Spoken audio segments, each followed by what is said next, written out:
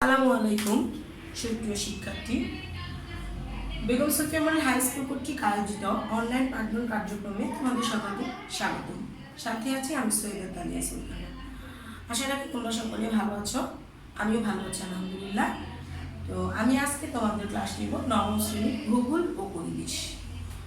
আমরা গত যে অ্যাসাইনমেন্টটা তোমাদের কাছে দিয়েছি, গত অ্যাসাইনমেন্টে তোমাদের ভূগোল ও পরিবেশে আমরা পড়ব হলো প্রথম অধ্যায়।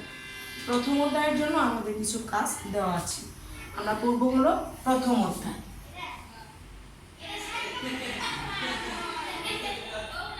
আমরা পড়ব প্রথম অধ্যায়। তো প্রথম অধ্যায়ে তোমাদের যে কাজটা দেওয়া আছে সেটা হলো ভূগোল অ্যাসাইনমেন্টের নির্ধারিত কাজ হলো যে বিষয়গুলো তোমাদের দেওয়া আছে সেটা হলো একটা প্রতিবেদন তৈরি করতে হবে। একটা প্রতিবেদন তৈরি করে সেটা তোমাদের জমা দিতে হবে। অ্যাসাইনমেন্ট বা নির্ধারিত কাজ, সেই কাজটার শিরোনাম হলো আমাদের পরিবেশ বাঁচলে বাঁচবে পৃথিবী। পরিবেশ বাঁচলে বাঁচবে পৃথিবী।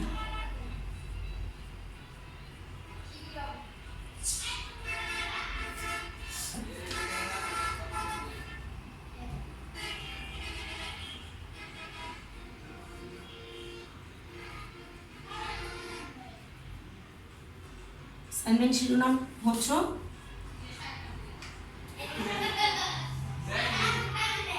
পরিবেশ বাঁচলে বাঁচবে পৃথিবী।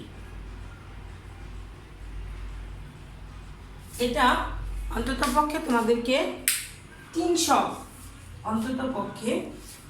শব্দের মধ্যে একটি প্রতিবেদন তৈরি করতে হবে। সর্বনিম্ন 300 শব্দ। সর্বনিম্ন হচ্ছে 300 শব্দে আমাদেরকে একটি প্রতিবেদন তৈরি করতে হবে। এই প্রতিবেদনটা তৈরি করতে হবে মূলত প্রথম অধ্যায়ের উপর। আমাদের প্রথম অধ্যায় কি আছে? ভূগোল ও পরিবেশ। প্রথম অধ্যায় হচ্ছে ভূগোল ও পরিবেশ। ভূগোল ও পরিবেশের প্রথম অধ্যায় আছে হলো ভূগোল ও পরিবেশ। তো এখানে তোমাদের জন্য কি কি অ্যাসাইনমেন্টটা বা এই প্রতিবেদনটা তৈরি করতে হলে তোমাদের কি কি বিষয়গুলো তোমাদের পাঠ্য বই থেকে জানতে হবে। সেই বিষয়গুলো হলো প্রথম অধ্যায়ে মূলত ভূগোলের যে ধারণাটা, ভূগোল কি, ভূগোল পাঠের প্রয়োজনীয়তা কি, ভূগোলের পরিধি, ভূগোলের শাখা, এই মেইন বিষয়টাই হচ্ছে ভূগোলের সাথে আমাদের পরিচয়। মূল বিষয়টা হলো ভূগোল বিষয়টা যে এই যে আমাদের একটা সাবজেক্ট, এর সাথে আমাদের পরিচয়। এই পরিচয়টাই হচ্ছে আসলে ভূগোল ও পরিবেশের প্রথম অধ্যায়। তো আমাদেরকে যে প্রতিবেদনটা তৈরি করতে বলা হয়েছে তোমাদেরকে, সেটার শিরোনামটা হলো পরিবেশ বাঁচলে বাঁচবে পৃথিবী। আমরা তো অবশ্যই জানি যে পরিবেশের পরিবেশের কিছু উপাদান আছে। আমরা সেই ছোট ক্লাস থেকে এই বিষয়গুলোর প্রতি জেনে আসতেছি। পরিবেশের যে অন্যতম উপাদান সেটা কি? পরিবেশের অন্যতম উপাদান হচ্ছে গাছপালা। এই যে গাছপালা, এই গাছপালাই যদি না থাকে তাহলে আমরা এই সুন্দর পৃথিবীতে এত মুক্ত বাতাস, এত অক্সিজেন কোথায় পেতাম? এই অক্সিজেনটা মূলত আমাদেরকে দিচ্ছে গাছপালা। তো আমরা জানি যে মানুষ যে কার্বন ডাইঅক্সাইড ত্যাগ করে সেটা কিন্তু গাছ গ্রহণ করে, এবং সেইখান থেকে সে আবার আমাদের প্রক্রিয়ার মাধ্যমে অক্সিজেন দান করতেছে। তো গাছ যে কত গুরুত্বপূর্ণ বা পরিবেশ যে কত গুরুত্বপূর্ণ, এই পরিবেশই কিন্তু আমরা বিভিন্নভাবে দূষিত করে ফেলতেছি। পরিবেশে বিভিন্ন রকম ময়লা আবর্জনা, দূষণ, শিল্প কারখানা, বর্জ্য, বিভিন্ন রকমের তারপরে ইটের ভাটা, এই সমস্ত কারণে আমাদের গাছপালা তো আমরা কেটেই ফেলতেছি, তার উপর আমরা পরিবেশকে নানানভাবে দূষিত করতেছি। এই দূষিত পরিবেশে আমরা কিন্তু বেশি দিন বেঁচে থাকতে পারি না। পরিবেশ, একটা কথা আমরা জানি যে প্রকৃতি নিজেই তার প্রতিশোধ দিয়ে নেয়। এই যে করোনাকালীন সময়, এই যে বিশ্ব মহামারী করোনায় আমরা দেখছি যে সম্প্রতি সময়ে আমরা খেয়াল করতেছি যে মানুষের যে গুরুত্বপূর্ণ সময়, করোনার সময় মানুষের কী হয়, অক্সিজেনের অভাব হয়ে যায়। এই অক্সিজেন তাদেরকে সরবরাহ করতে হয়, কৃত্রিম উপায়ে তাদেরকে অক্সিজেনটা দিতে হচ্ছে। আমরা হয়তো খেয়াল করি যে সংবাদগুলোতে আমরা দেখি, তোমরা যদি সংবাদ দেখে থাকো টিভি চ্যানেলে, যে অক্সিজেনের জন্য মানুষ মারা যাচ্ছে। প্রতিনিয়ত ভারতের অবস্থা দেখো, প্রতিনিয়ত অক্সিজেনের জন্য মানুষ মারা যাচ্ছে। এখন আমরা যদি এই কৃত্রিম অক্সিজেনের জন্য দৌড় ঝাঁপ না করে আমরা যদি গাছ লাগাতাম, আমরা যদি আমাদের পরিবেশের পরিচর্যা করতাম, পরিবেশকে যদি আমরা কলুষিত না করতাম, তাহলে হয়তো এই অক্সিজেনের অভাবে আমাদের এইভাবে মরতে হতো না।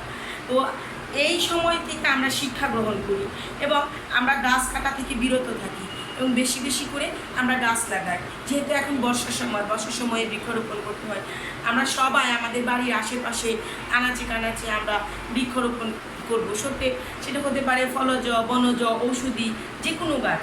তো এই মূল বিষয়টা হলো পরিবেশ বাঁচলে বাঁচবে পৃথিবী।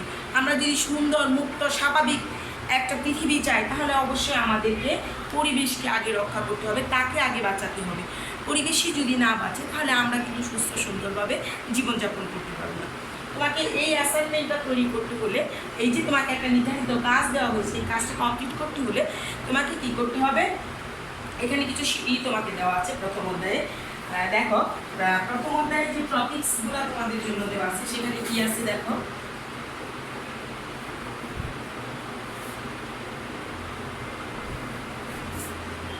প্রথম অধ্যায়ের টপিকসের মধ্যে দেওয়া আছে প্রথম হলো ভূগোলের ধারণা আর হলো পরিবেশের ধারণা।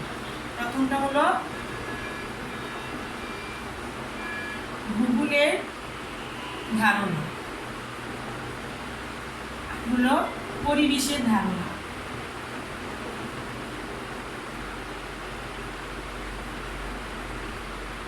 দ্বিতীয় টপিকসটা কি দেওয়া আছে দেখো, ভূগোলের পরিধি এবং ভূগোলের শাখা। ভূগোলের পরিধি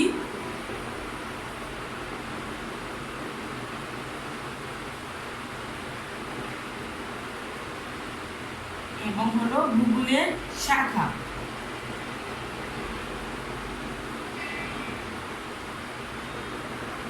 তারপরে 3 নম্বরে দেওয়া আছে তোমাদের জন্য পরিবেশের প্রকারভেদ। পরিবেশের প্রকারভেদ।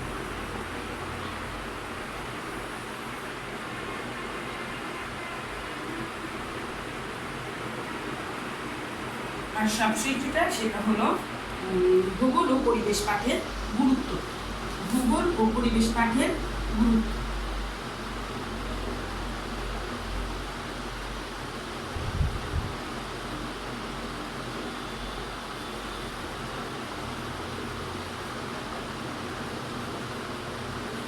এই 4টা বিষয় তোমাদেরকে ধারণা দেওয়ার জন্য, এবং তোমার মেইন বই ভূগোল পরিবেশ বইতে প্রথম অধ্যায়ে এই বিষয়গুলো সুন্দরভাবে দেওয়া আছে। তোমাদের হয়তো মনে নেই বা তোমরা হয়তো অনেকে দেখেছ বা কেউ দেখোনি, আমি কিন্তু এই অধ্যায়ের উপর আরেকটা ক্লাস তোমাদেরকে নিয়েছিলাম। যদি কেউ দেখে থাকো তাহলে সে উপকৃত হবা বা সে এই বিষয়গুলো অতি তাড়াতাড়ি বুঝতে পারবে। এর উপরে কিন্তু আমি এর আগেও একটা অনলাইন ক্লাস তোমাদেরকে নিয়েছি।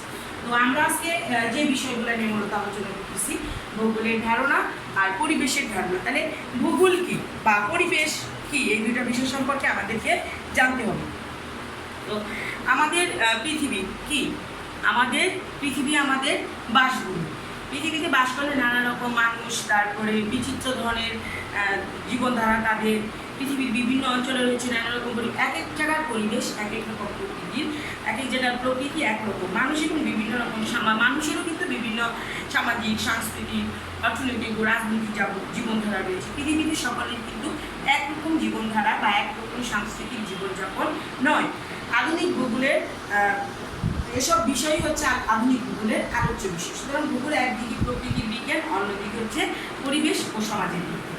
তাহলে ভূগোল কি? ভূগোল হলো একদিকে প্রকৃতির বিজ্ঞান আর অন্যদিকে হচ্ছে পরিবেশ ও সমাজের বিজ্ঞান ভূগোল। আর এই অধ্যায়ে ভূগোল ও পরিবেশ, ভূগোলের পরিধি, আমরা মূলত যে তোমাদের বিষয়টা যে টপিক্সটা তোমাদেরকে দেওয়া আছে, ভূগোলের ধারণা, পরিবেশের ধারণা, ভূগোলের পরিধি, ভূগোলের শাখা, ভূগোলের প্রকারভেদ এবং ভূগোল পাঠের প্রয়োজনীয়তা। আমরা কেন ভূগোল পাঠ করব? তো ভূগোলের ধারণা, ভূগোলের ধারণা কি? আমরা পৃথিবীতে বাস করি, পৃথিবী আমাদের আবাসভূমি। মানুষের আবাসভূমি হিসেবে পৃথিবীর বর্ণনাই হলো ভূগোল। তাহলে আমি যদি বলি ভূগোল কি, তাহলে মানুষের আবাসভূমি হিসেবে পৃথিবীর বর্ণনাই হচ্ছে ভূগোল। ইংরেজিতে এই ভূগোলকে বলা হয় জিওগ্রাফি। এই ভূগোল শব্দটা এসেছে মূলত জিওগ্রাফি শব্দ থেকে। প্রাচীন গ্রীসের ভূগোলবিদ ইরাকটেরিস প্রথম জিওগ্রাফি শব্দটি ব্যবহার করেন। প্রাচীন গ্রীসে, কোথাকার? গ্রীসের বিজ্ঞানী ইরাকটেরিস প্রথম জিওগ্রাফি শব্দটি ব্যবহার করেন। জিও ও গ্রাফি জিওগ্রাফি। তাহলে এখানে কি আছে? জিও, আরেকটা হলো গ্রাফি। জিওগ্রাফি শব্দ দুটি কিন্তু মিলে হয়েছে জিওগ্রাফি।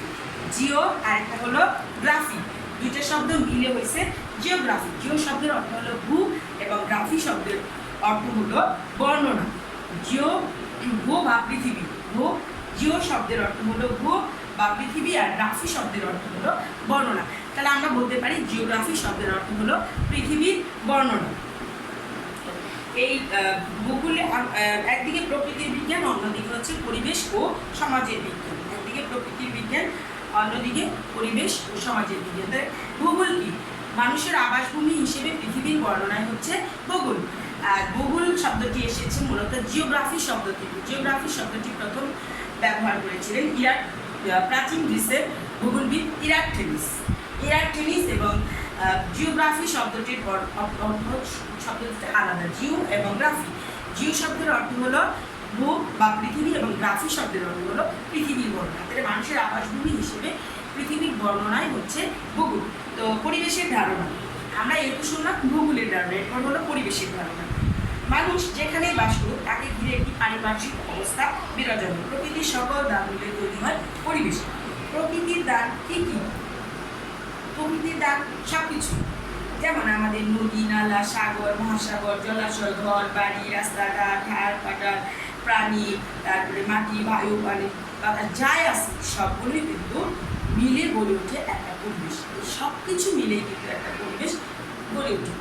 কোনো জীবের চারপাশে সকল জীব জড় উপাদান সর্বসম্মতভাবে সংগঠিত ঘটনাই হলো ওই জীবের পরিবেশ। আমরা চারপাশে পারিপার্শ্বিক ঘটনা, প্রভাব, উপাদান এই সব কিছু মিলেই হলো আমার পরিবেশ।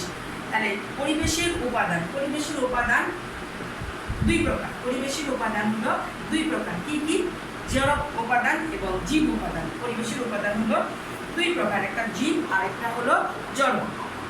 তো এবার আমরা বলবো ভূগোলের পরিধি। ভূগোলের পরিধি বিজ্ঞান ও প্রযুক্তিতে বিকাশ, নতুন নতুন আবিষ্কার, উদ্ভাবন, চিন্তা ধারণা বিকাশ, সমাজের মূল্যবোধ পরিবর্তন ভূগোলের পরিধি অনেক বিস্তৃত করেছে। এখন নানা রকম বিষয় নিয়ে কিন্তু ভূগোল আলোচনা করতেছে। ভূমিরূপবিদ্যা, আবহাওয়াবিদ্যা, সমুদ্রবিদ্যা, মৃত্তিকাবিদ্যা, প্রাণীবিদ্যা, সমাজবিদ্যা, অর্থনীতি, রাজনীতি, ভূগোলের সমস্ত বিষয়গুলো ভূগোলের আলোচ্য বিষয়। এটাই হলো ভূগোলের পরিধি। এবং ভূগোলের পরিবেশের প্রকার, ভূগোলের শাখা এখন আমরা জানবো হলো ভূগোলের শাখা সম্পর্কে। এই যে বললাম প্রথম মূলত হলো ভূগোলের শাখা। ভূগোলের শাখাকে আবার দুই ভাগে ভাগ করা হচ্ছে, প্রাকৃতিক ভূগোল, মানব ভূগোল। ভূগোলের শাখাকে আমরা কয় ভাগে ভাগ করছি? দুই ভাগ। একটা হলো প্রাকৃতিক ভূগোল আর আরেকটা হলো মানব ভূগোল। এই হলো আমাদের ভূগোল। এটাকে আমরা আবার কয় ভাগে ভাগ করে নিয়েছি? দুই ভাগে ভাগ করে নিয়েছি। কি কি? একটা হলো প্রাকৃতিক আর একটা হলো মানব। এই দুইটাই হলো আবার শাখা, ভূগোলের শাখা, প্রাকৃতিক ভূগোল এবং মানব ভূগোল। এখন প্রাকৃতিক ভূগোলের আওতায় আছে আমাদের সমুদ্রবিদ্যা, ভূমিরূপবিদ্যা, আবহাওয়াবিদ্যা, তারপরে হলো জলবায়ুবিদ্যা, প্রাণী ভূগোল। এই সমস্ত বিষয়গুলো হলো আমাদের প্রাকৃতিক ভূগোলের আওতায়। আর আমাদের অর্থনৈতিক ভূগোল, রাজনৈতিক ভূগোল, সামাজিক ভূগোল, আঞ্চলিক ভূগোল, এই সমস্ত বিষয়গুলো আমাদের হলো মানব ভূগোলের আওতায়। তো আমরা দেখলাম ভূগোলের শাখাসমূহ। তো ভূগোলের শাখা, এরপর আমরা জানবো ভূগোল পাঠের প্রয়োজনীয়তা। ভূগোল আমরা কেন পাঠ করি?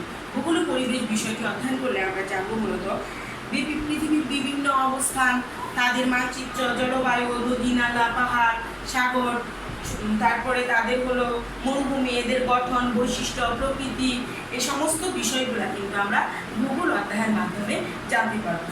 তারপরে আছে হলো পৃথিবীর জন্মলগ্ন থেকে কীভাবে জীবজগতের উদ্ভব হয়েছে সেই বিষয়ে বিজ্ঞানসম্মত ধারণা অর্জন করতে পারবো। কৃষি, শিল্প, ব্যবসা, পরিবহন, যোগাযোগ ব্যবস্থার উন্নতির ফলে মানুষের সামাজিক পরিবেশে কী পরিবর্তন ঘটেছে, প্রাকৃতিক দুর্যোগ সৃষ্টির কারণ, ক্ষয়ক্ষতি নিয়ন্ত্রণ, ভূপ্রকৃতির অবস্থান, জলবায়ুর ধরন, যোগাযোগ ব্যবস্থার গুরুত্ব অনুযায়ী ভূমি ব্যবস্থাপনা, পৃথিবীর উষ্ণতা বৃদ্ধি, গ্রিন হাউস প্রতিক্রিয়া, এই সমস্ত বিষয়গুলো আমরা মূলত জানতে পারবো ভূগোল ও পরিবেশ এই বইটার প্রথম অধ্যায়, ভূগোল ও পরিবেশ এই প্রথম অধ্যায় পাঠ করার মাধ্যমে। তো তোমাদের জন্য যে বিষয়টা দেওয়া আছে, তোমাদের যে নির্ধারিত কাজটা দেওয়া আছে, একটা প্রতিবেদন তৈরি করা, সেই প্রতিবেদনের বিষয়টা হলো পৃথিবী বাঁচবে মানুষ। তো আশা রাখি তোমাদের জন্য যে 4টি টপিকস দেওয়া আছে, তোমাদের প্রথম অধ্যায়টা পড়লে তোমরা সব পেয়ে যাবে। তারপরেও যদি তোমরা কোনো প্রয়োজন অনুভব করো যে এখানে আর কি ব্যবহার করে যেতে পারে, বা আমরা এর চেয়ে আর কিছু বেশি ব্যবহার করতে পারি কিনা, বা এর চেয়ে বেশি কিছু আমরা এইখানে লিখতে পারি কিনা, তোমরা নিজেরা চিন্তা করবে। অথবা তোমার ফ্যামিলির বাবা মা আছে, বড় ভাই বোন আছে, তাদেরকে তুমি সাহায্য নিতে পারো। তারপরে আমি তোমাদের সাথে অবশ্যই আছি, সেটা তাদের যে কোনো প্রয়োজন তোমরা আমার সাথে যোগাযোগ করতে পারো। তো আশা রাখি আজকের ক্লাসে তোমাদেরকে আমি যা বললাম এই ক্লাসটা আমি আগেও তোমাদেরকে নিয়েছি। তোমরা এরপরে চমৎকার এবং নির্ধারিত সময়ের মধ্যে একটা অ্যাসাইনমেন্ট তৈরি করে নিয়ে আসবা, এবং সকলে সুরক্ষিত থাকবা, সামাজিক দূরত্ব বজায় রাখবা। বাহিরে বের অতীব প্রয়োজনে যদি বের হতেই হয় তাহলে আমরা অবশ্যই মাস্ক করে বেরোবো, বারবার সাবধান দিয়ে হাত দেবো, এবং সকলকে সচেতন থাকতে বলবো এবং নিজেও সচেতন থাকবো এবং মনোযোগ দিয়ে পড়াশোনা করবো। তো দেখা হবে আগামী ক্লাসে। সে পর্যন্ত তোমরা সকলে ভালো থাকো। আল্লাহ হাফিজ।